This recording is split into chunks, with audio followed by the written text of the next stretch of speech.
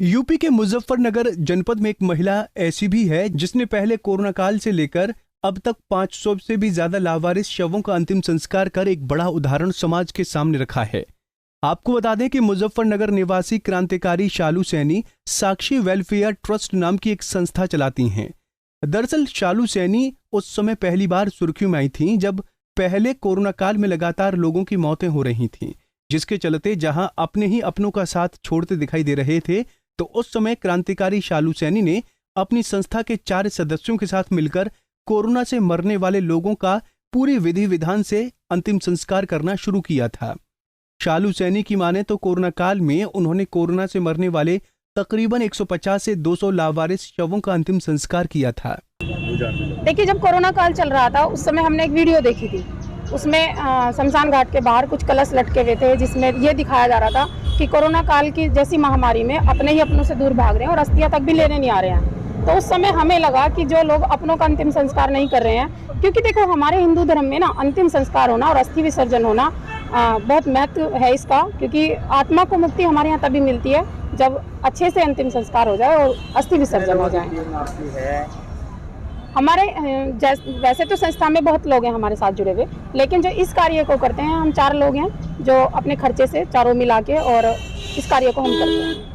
अंतिम संस्कार ही नहीं, बाकायदा शालू सैनी अपनी संस्था के सदस्यों के साथ लावारिस शवों का अंतिम संस्कार करने के बाद पूरी विधि विधान से उनकी अस्थियों को जनपद में शुक्रताल स्थित गंगा में अर्पण करती हैं।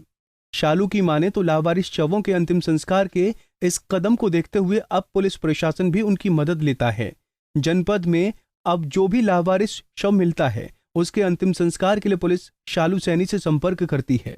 शालू सैनी के इस काम के चलते उनका नाम इंडिया बुक ऑफ रिकॉर्ड में भी दर्ज हो चुका है और अब गिनीज बुक की बारी है। हमारे द्वारा कोरोना काल से ये अंतिम संस्कार का कार्य किया जा रहा है। जब कोरोना काल में अपने ही अपनों से दूर भाग रहे थे उस समय हमने अंतिम संस्कार का कार्य करना शुरू किया था और तब से लगातार हम ये कार्य करते आ रहे हैं। जैसे अब हम लावारिसों का कार्य करते हैं, जो लावारिस होते हैं, जो लावारिस मृतक होते हैं, उनके अंतिम संस्कार हम अपने खर्चे से और अपने हाथों से करते हैं। जो लावारिस सब है उसकी सूचना वो किस तरह से? हमें थाने से सूचना आती है। अब सभी थानों में हमारे बारे में जानकारी है कि हम लावारिसों का अंतिम संस्कार कराते हैं, तो सभी थानों से हमारे पास सूचना आती है। जैसे अभी हमने छपार थाने से किया था, चरथावल थाने से किया था, खतौली थाने से किया था।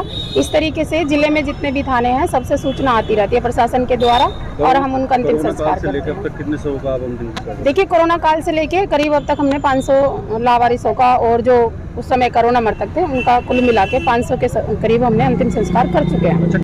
कुछ लोगों का कहना है कि शमशान घाट पर महिलाओं का जाना मना होता है, लेकिन इन सब बातों को आज शालू सैनी ने नजरअंदाज करते हुए ऐसा कर दिखाया जिसकी किसी ने कल्पना भी नहीं की थी। आज वो उन लोगों के लिए एक सीख बन चुकी हैं जो अंतिम समय में अपनों को छोड़ जाते हैं।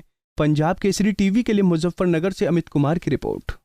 हमसे जुड़े रहने के लिए हमारे YouTube चैनल को सब्सक्राइब करें और नई वीडियो की नोटिफिकेशन के लिए बेल आइकॉन को दबाएं। अगर आप ये वीडियो Facebook पर देख रहे हैं तो लाइक जरूर करें और ज्यादा से ज्यादा शेयर करें। धन्यवाद।